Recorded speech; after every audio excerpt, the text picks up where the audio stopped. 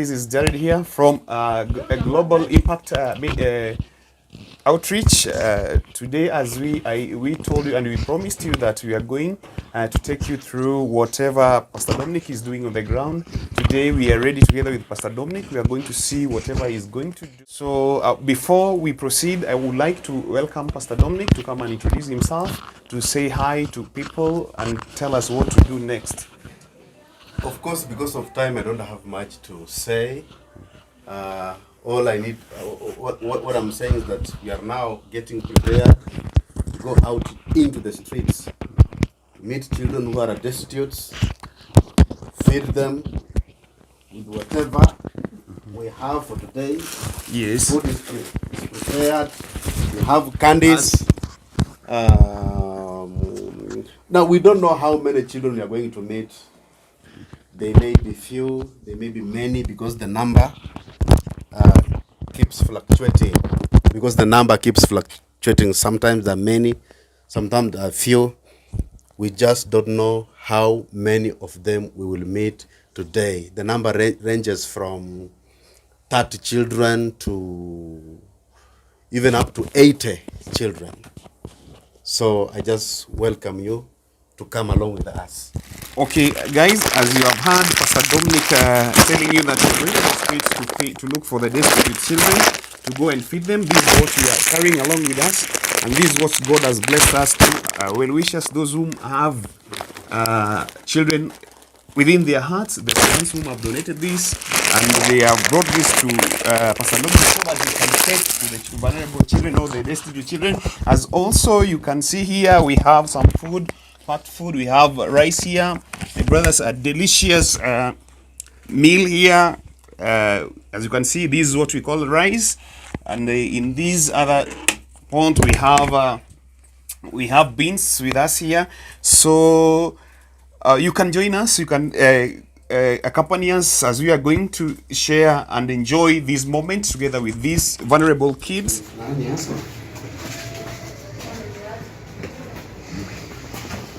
So as you can see us, guys, we are ready. We are off to the streets.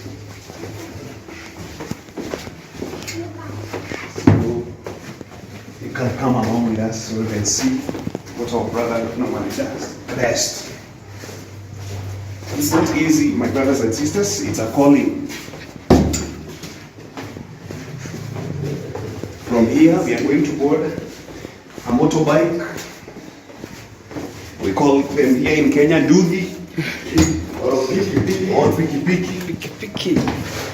So come with us. You can experience. We want to show you everything happening within this field of charity work.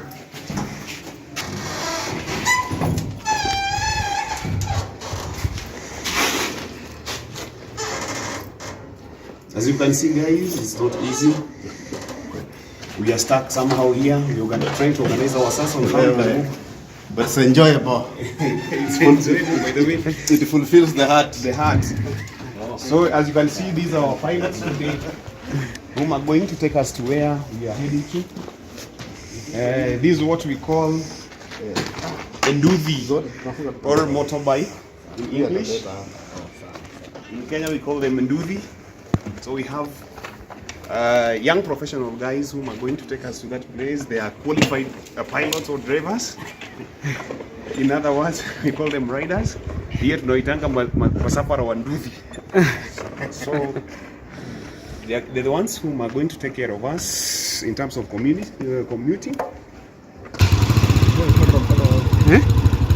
Sijana sema hapa chini. Anatupa hii chati yetu hapo hiyo. Ni mama anapika vitu hapo.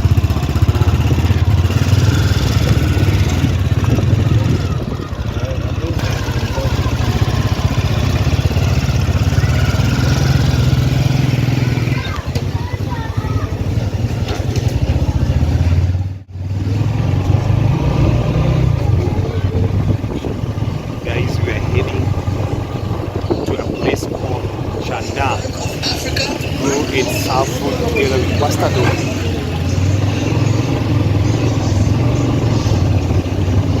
So this is a place called Nairobi. So we are proceeding to where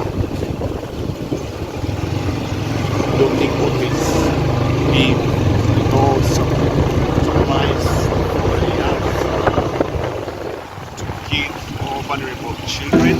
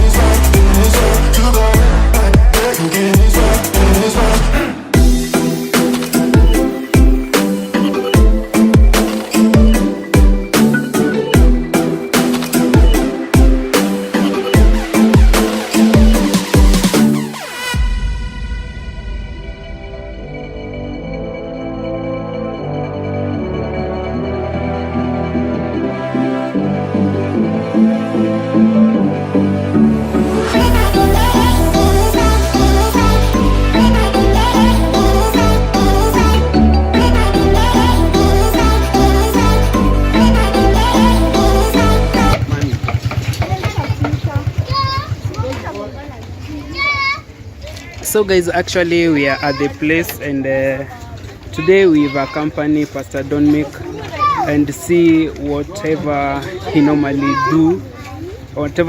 does to these kids. And you see these kids, these are just vulnerable kids, and they are so very happy. They are very happy that today they are. So guys, let me take you to her.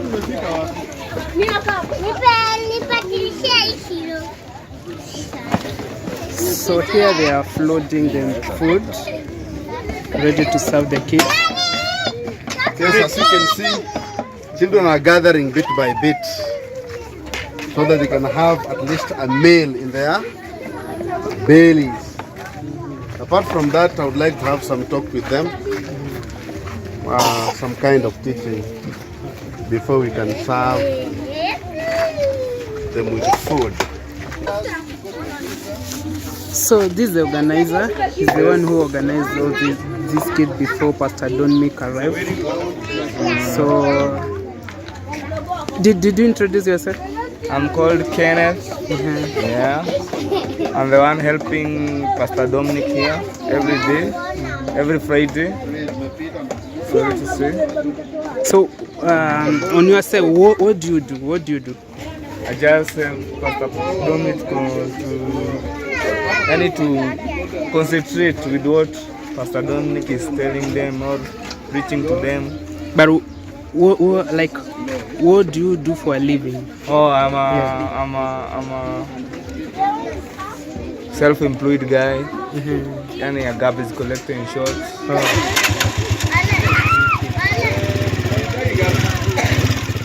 Here.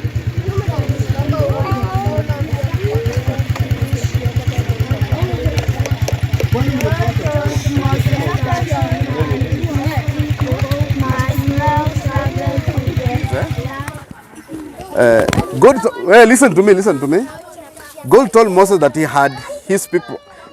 God told Moses that he and his people must now travel to the land he had promised them, and he would send an angel to guide them. But Moses begged him to be with them so the world could see that they were his people, and God promised that he would. The 10 commandments were placed on 2 new stone tablets. When Moses brought them down from Mount Sinai, his face shone so brightly that everyone was scared to come near him. But he called to them and gave them all the commands the Lord had given him. Now they worked hard on preparing the holy tent and the special place for the tablets. Everyone did what they could and brought anything precious that they owned. When all the work was complete and everything had been laid out just as God had commanded, then a cloud covered the tent of meeting, and the glory of the Lord filled the tabernacle. At night it looked like fire. In all the travels of the in all the travels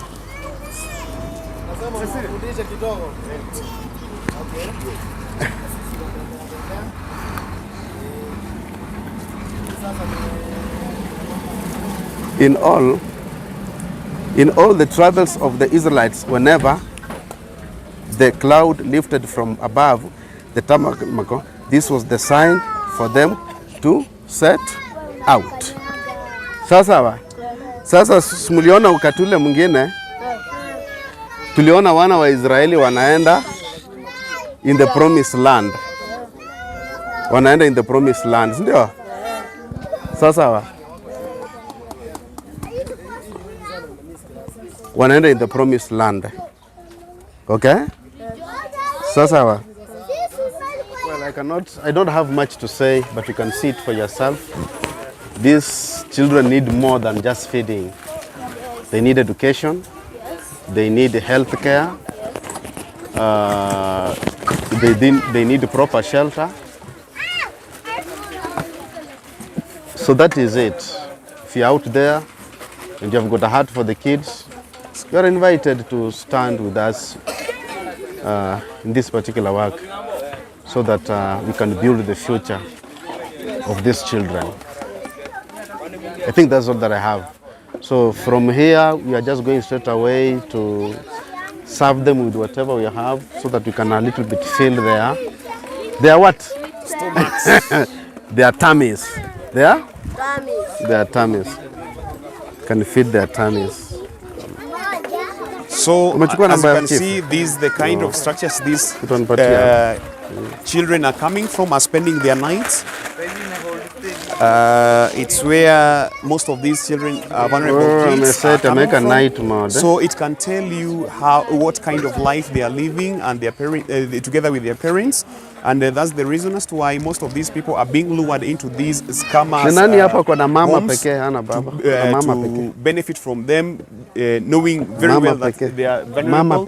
So they always take that advantage. So please, wherever you are, our viewers, we would love to ask you to request you at least to support these young kids and to make sure they have a better life tomorrow, because they are the leaders of tomorrow. They are the doctors we depend on. They are the politicians. They are the preachers. They are the ones whom we depend today. So if you touch the life of one of them, Usikate ngoja community. Mtakata hiyo waya, watakata hiyo waya, watakata hiyo. You'll change the entire family. So nakupatia unaenda unapanga laini ya mchedi, sawa? It's not a conducive environment. It's only that situation forces us to forces them to be. No, niangalia usirudie, wewe ndio prefect wangu, sawa? Angalia usirudie. Look at the environment, and wewe simama. The environment will speak louder than what I'm trying to say. Kila mtu atapata.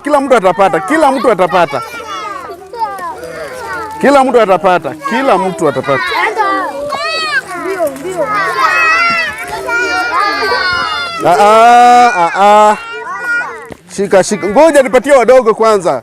Kila mtu atapata. They are fighting, they're struggling, each and everybody will get or needs to have. Everybody will get candy.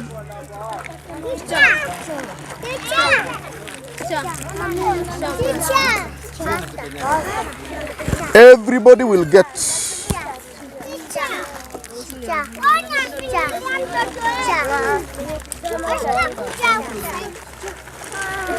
Everybody will get.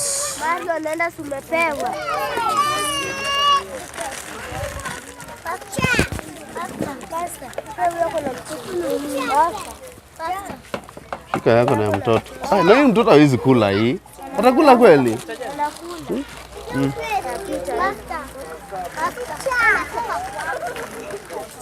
So this is amazing, my brothers and sisters. As you can see, this is what is happening. This is the reality on the ground. This is what Uangalie watu those who are wasirudie, genuine sawa? are doing for the Wewe kids. unajua unapatanga nyingi. Those who have hearts for the kids, this is what they normally do. They pass utapata. through a lot of challenges, and the challenges are Prefect tu wanapata they're not nyingi. in Si unajua position of hivyo. taking these kids to Nikupatia school. unaenda unapanga They're laini not ya in position chakula. of supporting these kids fully.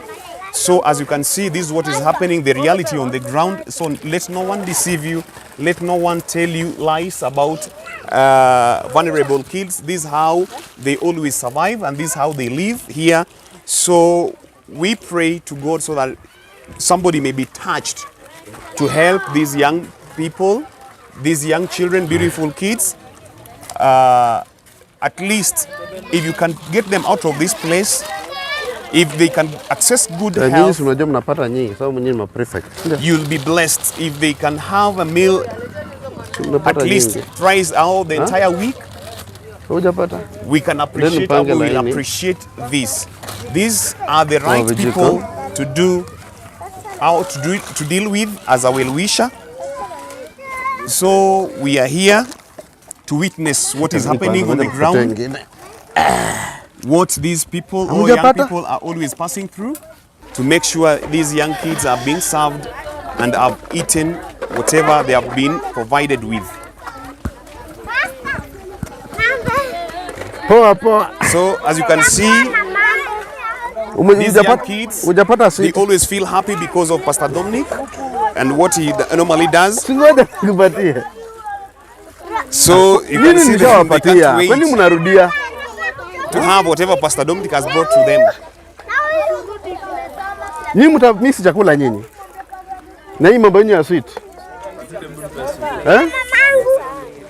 Mtamisi chakula nyinyi. Hapana, si ya mama As, yako. as you can see, this is a slum place. It is a slum area where this life is not even favorable to many people. Yaani mkubwa. These people live from hand to mouth. Sometimes they go to bed without having something and on their table. So as you can see, all of these people here, they depend on these garbages, as you can see, so that they can make their ends meet. Always do garbage collection in order for them to survive, in order for them to cater for their needs, and yet they still don't have enough to take their kids to school.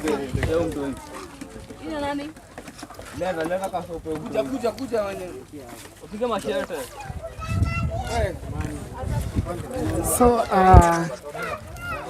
this is a kind of situation which is here in the ghetto. So we call it a slum ghetto here in Kenya, where life is not just favorable just much, but they're kind of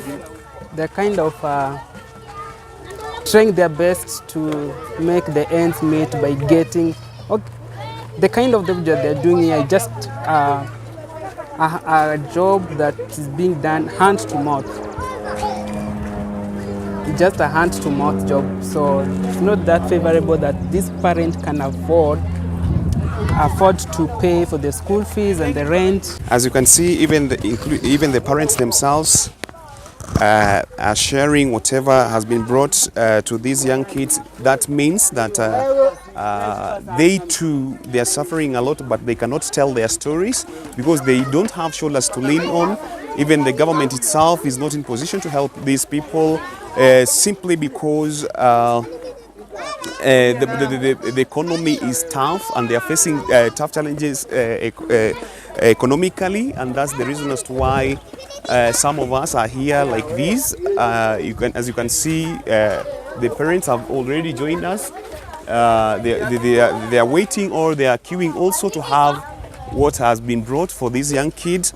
So please, wherever you are, if you are watching and if you are listening to these, you are watching us live from where we are, you are watching this video, please kindly, you can support whatever is being done here. These are the genuine people whom have kids, children unto their hearts, and they are the ones whom are ready, very much ready to volunteer, to sacrifice in order for these people to be here.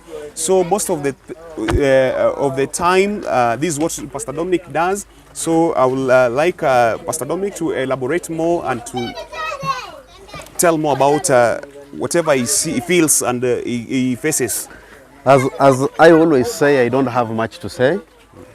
Our people say that actions speak louder than words. What I can say is that if you wanted to identify a needy child, it's very simple. Just take food near that child. If you see them coming for the food, it means that they're needy. Because a hungry child can never pretend to be full. Yes, okay, that's true. So, and when a child is full, can never run to where food is. Yeah. So the best way to identify a poor family or a child who is destitute, a child who is needy, simply take food or rather cooked food where they are. You'll see them coming. Yes. And this is exactly what we do. It's one of the best ways to identify how needy they are. Okay. Yeah. Okay. As you have heard from Pastor Dominic, this is not the only project that he's running. He's also supporting one of the orphanages outside Nairobi called Adasa. They are at a place called Machakos. And as you can see right now, this is how the situation is on the ground. So we'll also take you. We'll just travel with Pastor Dominic to go and witness also how that orphanage and orphans whom are within that orphanages are being treated and how they are surviving there. So this is not the only slum. We have quite a number of slums. We have quite a number of orphanages. Soon we'll be taking you through all those orphanages and see and show you how they are operating, how they are doing their own things, and how they are spending their cash and the sources of their incomes, and whatever they have been blessed with, how they are using towards these young kids. So wherever you are, stay tuned, and God will bless you as you watch these videos.